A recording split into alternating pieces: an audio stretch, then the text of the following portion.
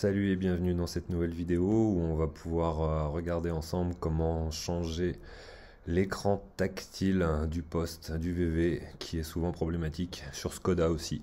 Donc on commence à dégrafer tout le tour avec des petits outils en plastique pour ne pas abîmer la finition de la façade. On dégrafe tout le tour et tac, il y a toute la façade qui s'en va. Si on va doucement, des fois, il n'y a que la façade supérieure qui s'en va. Des fois, comme là, par exemple, tout est venu avec le dessous aussi. Mais il peut y avoir que la partie haute. Si tout s'en va, pour éviter d'abîmer les cosses, on peut aussi voilà, débrancher les trois petites cosses qui sont là, tout simplement en appuyant sur les embouts pour les retirer délicatement. Ça évitera peut-être de tirer sur la façade et de dégrafer la partie inférieure de la façade et de l'abîmer, parce que des fois c'est un peu fragile de ne pas la casser.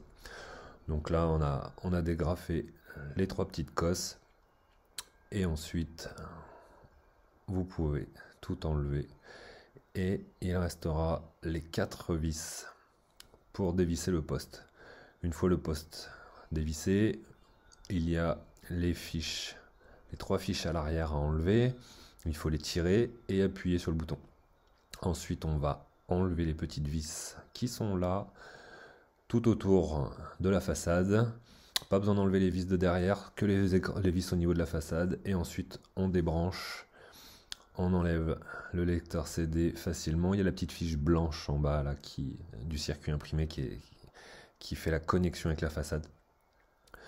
Ensuite, on va enlever les vis du cache arrière, voilà, pour accéder à la carte mère avec toutes les petites vis qui sont ici présentes, qu'il va falloir enlever. Et ensuite on soulève la nappe, le bouton de la nappe, la fiche de branchement de la nappe. Délicatement, on enlève les nappes. Il y en a 2, il y a celle pour le tactile et celle de l'écran. Voilà. Vous verrez un petit peu plus loin, ne pas oublier, un petit peu plus loin dans la vidéo, parce que j'ai oublié de le noter ici, il y a des petits clips pour enlever toute cette carte mère. Il y a des petits clips là en haut à droite de mon doigt, au niveau des cartes SD. Il y a une carte SD à droite, à gauche, il faut la déclipper avant. Voilà, une fois qu'on a tout enlevé, on récupère donc que la façade. Après avoir enlevé les boutons de la façade, il faut simplement tirer dessus.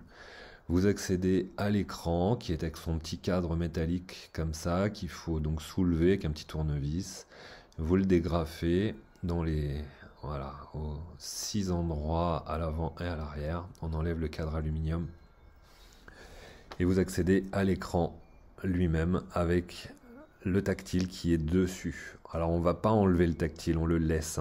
On laisse bien l'ancien. Et on va recoller le nouveau par-dessus. Donc on nettoie avec des petits chiffons cleaning comme ça, avec une petite solution alcoolisée. Vous nettoyez bien l'écran tactile et l'écran, toute la surface. Bien dégraissé, bien nettoyé, bien séché. Et ensuite on va pouvoir donc coller le nouveau écran tactile. Voilà, on le déballe, on enlève le scotch et on vient le superposer par-dessus, tout simplement. On laisse l'ancienne nappe, on va la coller dessus, vous allez voir. Voilà, là c'est le nouveau écran tactile qui est positionné. Je l'applique, je l'appuie bien pour qu'il se colle, tout simplement. Et on va remonter ensuite le cadre métallique en pliant la nappe vers l'arrière sans l'abîmer. Voilà, ça fait une petite épaisseur de 2000 en plus, donc on va pas resserrer trop fort. Voilà, on va remonter le cadre aluminium. On va bien plier la nappe pour qu'elle passe à l'arrière. Vous allez voir que le cadre, quand on le remonte, il ne se clipse pas. Il y a 2 mm de plus, c'est normal, c'est pas grave. Donc ça c'est l'ancienne nappe de l'écran tactile. Je vais remettre donc toute la carte mère en laissant passer les nappes de l'écran et du nouvel écran tactile. Je laisserai l'ancienne derrière. Voilà, comme ça, tout simplement. Et on rebranche les nappes délicatement. Et je remonte la carte mère. Et on remonte les vis. Idem qu'au démontage. Par contre, serrez vraiment pas très fort. Vraiment juste un petit peu pour éviter que se dégradent les finitions à l'avant. Parce que vu qu'il y a 2 mm de plus, il ne faut pas trop la serrer. Voilà, j'ai remonté les nappes et ici je vous fais voir, voilà, bien reclipper les cartes SD et je vous fais voir juste là, ici, voilà, il y a le petit cran à dégrafer ici pour le démontage.